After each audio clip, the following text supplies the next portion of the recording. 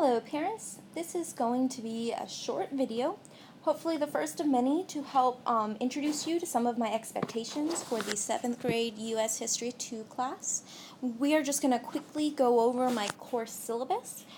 This is what I usually do with students on the first day, but I know you can't be present then, so this may answer some of the questions that you have and hopefully give you a good idea of what we're going to be doing this year. So this is the description of the U.S. History 2 class for the York County Schools Program of Studies. We start in 1865, right after the Civil War. Our first unit is Reconstruction, which is that time period right after the war. So that's what we'll be starting first. We'll do a couple days of introductions, but really we jump straight into Reconstruction.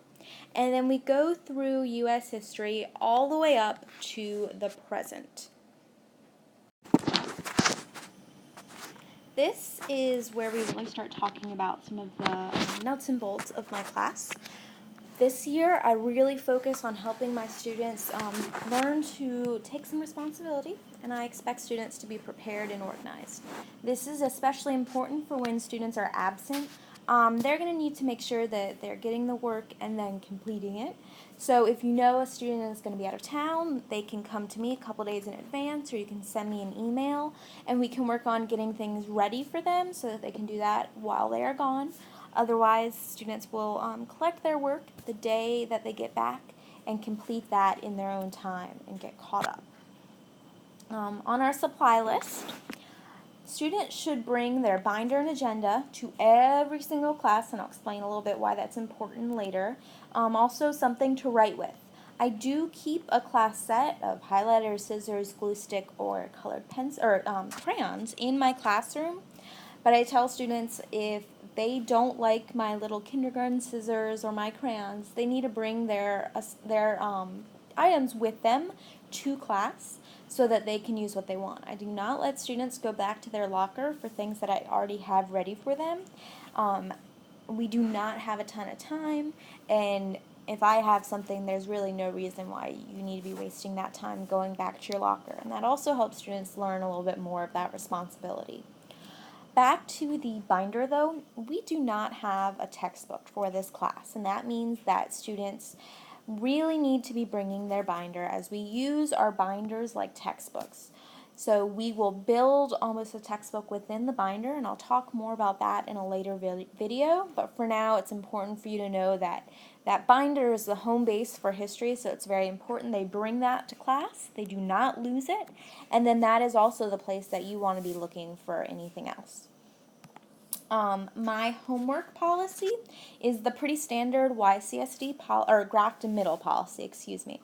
All assignments are considered late if they are not with students at the beginning of the block. I do not let students go to their locker to get assignments. They need to have it with them. It should be in that binder. Late homework assignments are given 50% credit when they are turned in.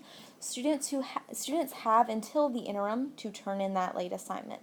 And I really like that policy because that homework assignment is not going to be any good if they're turning it in 3 months late. You know, we've already moved on from that content. They really need to be using that when we learn it. And homework is worth, as you can see, 10% of their overall grade, and that isn't that much altogether. However, if the student never, ever, ever does their homework, that means their overall grade is going to be 10 points less than it would be otherwise, and that's not great.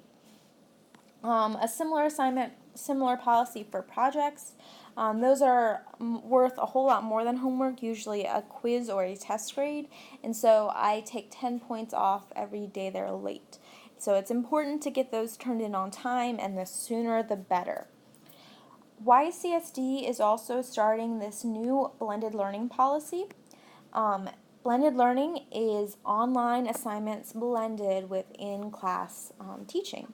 And so the social studies, science, and English classes are going to be doing 8 hours of that blended learning.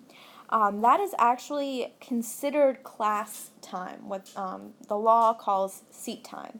And so because of that, we use that to bank up time if we are out of school for, a weather emergency or for whatever reason. And so if there's a big hurricane and we miss 3 days of school, because of this 8 hours of blended learning, we will not have to make up those days, or that's what they tell me. And so it is very important that students complete these assignments. I always post them at least a week in advance. So please make sure that we are working on these. Let me know if there's a big problem. And I'll be discussing blended learning in a little more detail at a later video. And then also for tests are worth 40% of the child's grade, and that's a whole lot. So I do give students the opportunity to improve test grades. They can complete corrections on their tests and earn up to half of the points that they lost back. I will go over that in a little bit more detail later, but those do need to be done during the school day with me, or before school or after school, basically in a student's own time. Additionally, I post the due dates, deadlines for class updates, homework, quiz, and test dates. All of that is up on my Aspen page, so keep an eye on that. Additionally, feel free to contact me. Here's my email, or you can use the contact link through Aspen. I also use a text message reminder service called Remind. And so in order to sign up for those text messages, you're going to send a text to the phone number 81010.